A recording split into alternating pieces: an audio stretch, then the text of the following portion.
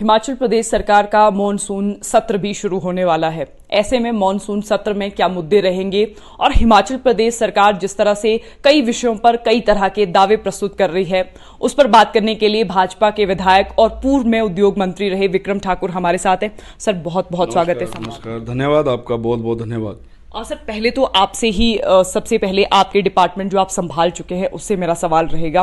उद्योगों को लेकर सरकार ने कहा था कि हम उद्योगों के लिए नई एक पॉलिसी, इंडस्ट्रियल पॉलिसी लेकर आएंगे। दूसरी बात सरकार कह रही है कि हम रिसोर्स मोबिलाइजेशन की तरफ अग्रसर होंगे।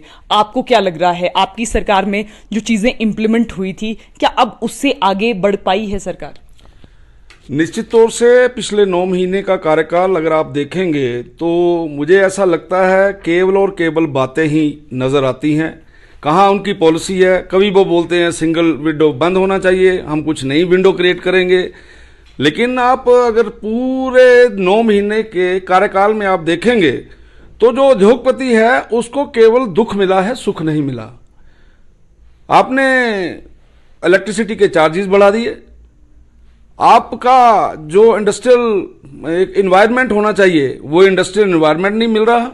बचोलों की आजकल ज़्यादा वहाँ पे बचोले जो हैं वो उनको इंडस्ट्रियलिस्ट के साथ जो है कि उनको तंग कर रहे हैं।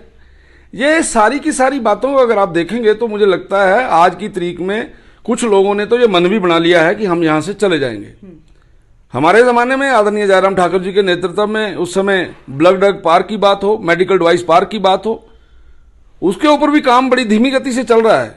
इसलिए मुझे कुछ नया नहीं लग रहा, लेकिन मुझे तो ये लग रहा है कि 9 महीने जो हैं वो अगर इंडस्ट्री की बात की जाए तो ये फेलियर है इस गवर्नमेंट का। दूसरी बात, आपने खनन माफिया को लेकर उठाई थी, आपने क्रशर माफिया को लेकर भी सवाल उठाए थे। लेकिन जिस तरह से मुख्यमंत्री ने जो आपने बयान दिया था उसके पलटवार में प्रदेश के मुख्यमंत्री ने कहा कि विक्रम ठाकुर तो खुद एक खनन मंत्री रह चुके हैं, क्रशर मंत्री रह चुके हैं। निश्चित तौर से मंत्री तो था मैं, इसमें कोई दो राय नहीं है। लेकिन हमारे समय का काम करने का तरीका और आज के समय में काम करने के तरीके में कितना ज़्यादा फर्क है। इनके मंत्रियों के बयान, मुख्यमंत्री के बयान सभी में विरोधाभास है। एक मंत्री बोल रहा है कि आपदा इसलिए आई क्योंकि इलीगल माइनिंग बहुत हुई है, माइनिंग बहुत हुई है। दूसरा बोल रहा है कि ये तो गलत बोल रहा है। तीसरा बोल रहा है कि अगर माइनिंग ना होती तो बचते ना। तो इनका कोई भी मुझे लगता है एजेंडा ठीक नहीं है। अभी सुखविंदर सिंह सुक्खू जी ने कुछ जगह के ऊपर क्रशर्स को बंद करके ये सिद्ध कर दिया कि माइनिंग के कारण प्रॉब्लम है। लेकिन मंत्रियों के बीच में ये इस प्रकार का कंपटीशन चला रहता है कि भाई मैं कैसा बयान दूं जिसके कारण से मैं सुर्खियों में चला जाऊं, इसको कैसे दबाया जा सकता है। इसके अलावा यहाँ कुछ नहीं है। इसलिए जहां तक इलीगल माइनिंग की बात है, मैं आज भी बोल रहा हूं कि मैं माइनिंग के खिलाफ नहीं हूं। माइनिंग होनी चाहिए, जो लीगल माइनिंग है वो होनी चाहिए, इलीगल माइनिंग नहीं होनी चाहिए। लेकिन ये आपको मानना पड़ेगा कि आज भी भाई भतीजावाद हो रहा है। कुछ क्रशर चल रहे हैं, कुछ बंद हैं, और कुछ क्रशर्स के ऊपर आज तक के इतिहास में कभी किसी की लीज के ऊपर प्रोजेक्ट की लीज नहीं मिलती थी। इस सरकार ने वो भी कर दिया है। इसलिए मुझे ऐसा लगता है, मैंने बोला भी था, माननीय मुख्यमंत्री जी को भी बोला था कि ये जो चीजें हैं इनमें विरोधाभास है, इसके ऊपर कंट्रोल करना चाहिए। लेकिन अभी तक मेरे को नजर नहीं आ रहा कुछ भी। आप अवैध खनन की बात कर रहे हैं, आप खुद उद्योग मंत्री रह चुके हैं, आपने इस पर नकेल क्यों नहीं कसी? क्यों आज भी ये सवाल ला रहा है कि प्रदेश में अवैध खनन आज भी हो रहा है? आपने मंत्री रहते हुए अपने स्तर पर क्या काम किए थे? क्योंकि वो तो दिख नहीं रहे हैं। विक्रमादित्य सिंह ने कहा अवैध खनन हो रहा है, हर्षवर्धन सिंह इनकार कर रहे हैं। अवैध खनन का होना कोई एक दिन का प्रोजेक्ट नहीं है, वो प्रोसेस नहीं है। आप मेरे को पूछ रहे हैं कि आपने क्यों नहीं बंद किए, उस समय कहां था आपको इलीगल माइनिंग का कोई केस आपके सामने है तो बताइए। इलीगल माइनिंग के कारण से कहीं नुकसान हुआ वो बताइए। लेकिन मैं ये मानता हूं इलीगल माइनिंग उस समय भी थी। हमने उस इलीगल माइनिंग को रोकने के लिए उपाय किए, कायदों में जो कानून है उसको सख्त किया। लेकिन हमने कुछ काम किया वो नजर आता है, इन लोगों ने उसके ऊपर कुछ नहीं किया है। इसलिए केवल और केवल आप ये बोल दें कि जी ब्यास के ऊपर हमने सारे के सारे क्रशर बंद कर दिए। भैया ब्यास के अलावा बाकी नदियां भी हैं। सोलन के अंदर इतना बड़ा नुकसान हुआ है, नदी में इतना उफान आया है, लेकिन वहां पे आपके क्रशर चल रहे हैं। आपका ऊना यहाँ पे इतना बड़ा स्वां है, वो वहां पे क्रशर चल रहे हैं। इसलिए मुझे ऐसा लगता है कि पिक एंड चूज है, किसका चलाना है उसका चलाओ, किसका रोकना है उसका रोको। एक सवाल ये भी आता है कि नेता चाहे कांग्रेस का हो या भाजपा का, नेता भी इसमें संलग्न पाए जाते हैं, कई बार नेता सम्मिलित पाए जाते हैं। अभी हाल ही में मुकेश अग्निहोत्री के सामने किसी ने कांग्रेस नेता का ही नाम लिया था और इसमें भाजपा नेताओं के भी कई बार नाम आते हैं। आपको क्या लगता है कि नेताओं की जो मिली भगत है इसमें, उस पर किस प्रकार से अंकुश लगाया जा सकता है? आप ये जो बात कह रहे हैं, मेरा तो कोई क्रशर नहीं है। उद्योग मंत्री मैं जरूर था, तो उद्योग मंत्री के नाते जो काम मुझे करना चाहिए था उस तरफ मैंने काम किया। आप मानते हैं कि भाजपा और कांग्रेस के लोगों के क्रशर हैं? ऐसा नहीं है कि भाजपा और कांग्रेस के, तो मैं इस शब्द को नहीं, मैं तो ये बोलता हूं कि एमएलएस के क्रशर हैं, एमएलएस के क्रशर हैं। और इसमें अगर कोई क्रशर कोई चला रहा है तो ये कोई बुरी बात नहीं है, ये कोई ऐसा धंधा नहीं है कि वो कर नहीं सकता, लेकिन उसको लीगल तरीके से चलाए, इतना ही मेरा बोलना है। इस बार हमने देखा कि सरकार कह रही है कि भाजपा आपदा में राजनीति कर रही है और जिस तरह से केंद्र से सहायता मिलनी चाहिए थी, केंद्र से सहायता नहीं मिल पा रही है और जो पैसा मिल रहा है वो तो रूटीन में मिलना था, ये मुख्यमंत्री का कहना है। मुख्यमंत्री आसान फरोश व्यक्ति हैं, उनकी कोई मदद कर रहा है तब भी उनको ये लगता है कि मदद नहीं हो रही है। उनके मंत्रियों ने कभी आज तक एक बयान नहीं दिया कि हमारी मदद हो रही है। लेकिन मैं ये पूछना चाहता हूं कि सेंटर की मदद के अलावा आप क्या कर रहे हैं?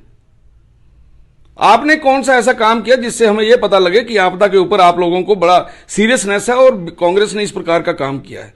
इसलिए सेंटर ने जो देना, सेंटर दे रहा है, लगातार दे रहा है, लेकिन अब इनको नजर नहीं आ रहा, तो उसके विषय में मैं क्या बोल सकता हूं? आपके सामने पता भी है। अब ये बोलते हैं ये रूटीन के विषय हैं। मुझे बताइए, अगले 2024 की मार्च की किस्त आपको अभी मिल रही है, वो आपको रिलीफ है या नहीं है? आपको जो इंडस्ट्रियल अभी पैसा आया है, केवल 2 प्रदेशों के लिए आया है। हिमाचल को इसलिए आया है ताकि इसको मदद मिले। इसलिए केवल विरोध के लिए विरोध करना वो अच्छी बात नहीं। इस बार विधानसभा में मुद्दे क्या रहेंगे? क्योंकि अवैध खनन, तो आप लगातार बात इस पे कर ही रहे हैं कि सरकार अवैध खनन पर अंकुश नहीं लगा पा रही है। इसके अलावा आपको क्या लग रहा है कि इस बार जिस तरह आपदा में राजनीति हुई, कुछ लोगों ने कहा कि भाजपा ने उलूल जुलूल बयान इस समय दिए और कुछ लोगों ने यह भी कहा कि जो आपदा का पैसा है वो लोगों तक नहीं पहुंच रहा है। अब मैं आपसे भी जानना चाहूंगी, आपकी कॉन्स्टिट्यूएंसी के क्या हालात हैं?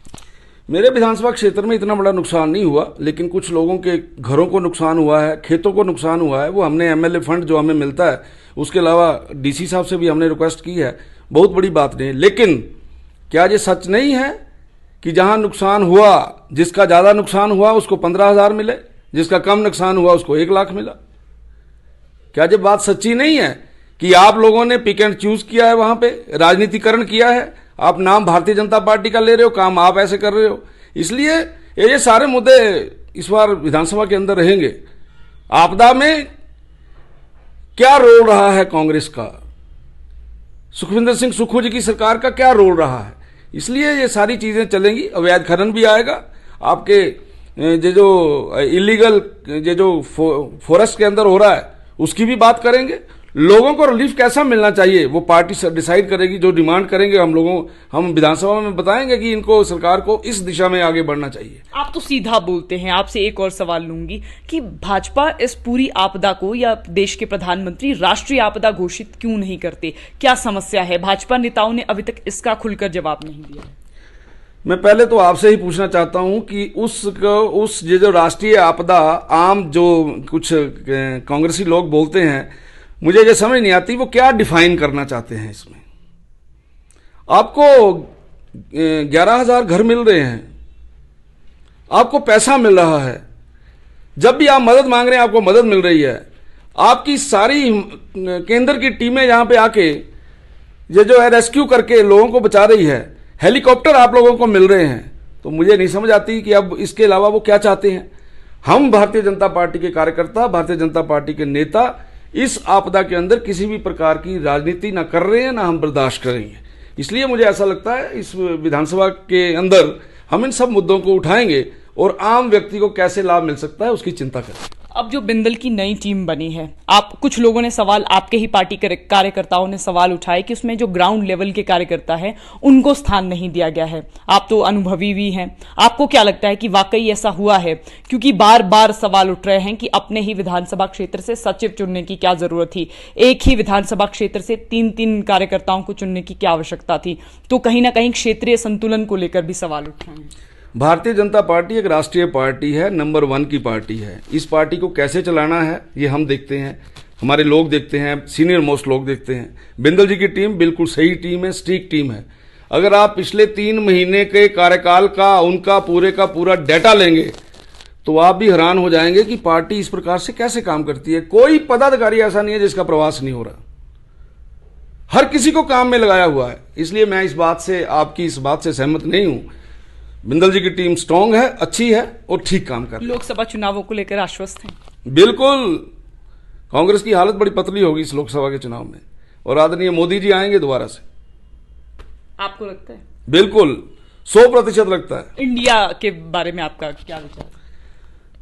अब आप जितना भी, मैं शब्द नहीं प्रयोग करना चाहता, लेकिन आप पूछ रहे हैं तो मेरे से बोला जाएगा, कैसे लोगों का समूह इंडिया बन रहा है, कैसे लोग हैं जिन्होंने इन सारी चीजों को अपने जीवन काल के अंदर क्या क्या किया।